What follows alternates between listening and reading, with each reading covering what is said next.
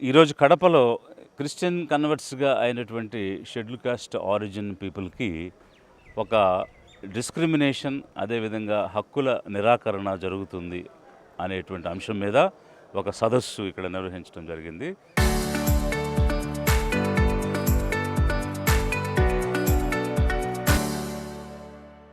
Bishop గారి యొక్క ఆధ్వర్యంలో మరి ఇది ప్రధానంగా భారతదేశంలో ఉన్నటువంటి యావత్తు ప్రజానీకం 146 కోట్ల మందికి ఒక రాజ్యాంగం ఉండి, ఒక ప్రాథమిక హక్కులు కల్పించబడి, అదే సమయంలో కేవలం ఒక క్రిస్టియన్స్గా కన్వర్ట్ అయిన ఎస్సీలకు మాత్రమే ప్రత్యేకమైనటువంటి వివక్ష చూపించటం ప్రభుత్వం అన్నది ఒక భయంకరమైనటువంటి అన్యాయం.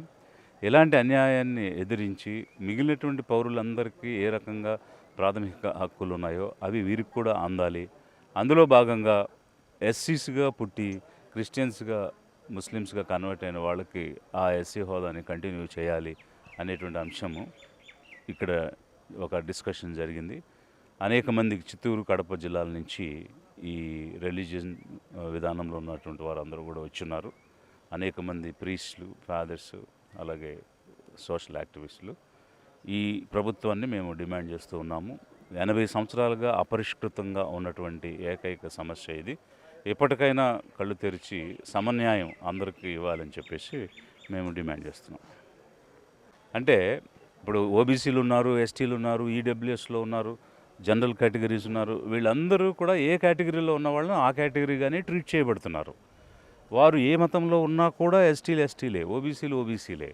అలాంటిది ఓన్లీ ఎస్సీలో ఉన్న వాళ్ళే క్రిస్టియన్గా, ఇస్లాంలోకి కనుక వెళితే ఆ హోదాని తీసేస్తున్నారు.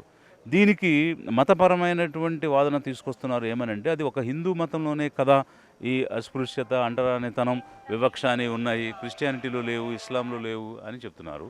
బుద్ధిజంలోనూ లేవు, సిక్కిజంలోనూ కూడా లేవు, అయినా కూడా వారికి ఇచ్చున్నారు. ఇక్కడ మత గ్రంథాల్లో ఉన్నదా లేదా అనేది కాదు సమస్య, ఈ భారత సంస్కృతిలో ఉన్నది. కాబట్టి వారు ఏ మతాన్ని పాటించినా కూడా భారత సంస్కృతి ఈ కాస్ట్ హైరార్కీలో ఇమిడిపోయి ఉంది కాబట్టి దానిని ప్రాక్టీస్లో పెట్టింది.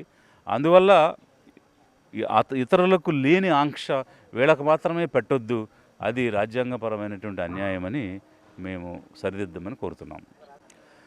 లిబరేషన్ కాంగ్రెస్ పార్టీగా ఎక్కడ పేదలకు అన్యాయం జరిగినా, ఎక్కడ సామాన్యులకు అన్యాయం జరిగినా, రైతులకు, మహిళలకు, యువతకు అన్యాయం జరిగినా మేము ముందుంటున్నాము.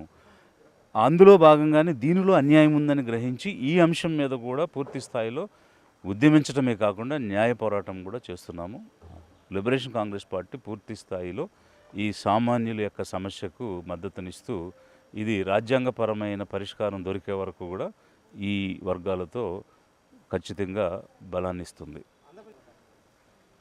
వాళ్ళు ఎందుకు మాట్లాడటం లేదనేది వాళ్ళ ఆన్సర్ చెప్పాలి. కాకపోతే నేనైతే ఒక ఆరోపణ చేస్తున్నాను. ఏంటంటే మీకు చిత్తశుద్ధి లేదు, మీకు ముస్లింల ఓట్లు కావాలి, క్రిస్టియన్ ఓట్లు కావాలి. అందుకోసం ఆ పండుగలు వచ్చినప్పుడు వాళ్ళ దగ్గరికి వెళ్ళి వాళ్ళని మభ్యపెట్టడానికి, మాయ చేయడానికి ప్రయత్నం చేస్తారు. అందులో భాగంగానే మీరు అసెంబ్లీలో తీర్మానాలు కూడా చేశారు. అసెంబ్లీలో చేసిన తీర్మానాల వల్ల చట్టం మారదు, పార్లమెంట్లో చేస్తే మారుతుంది.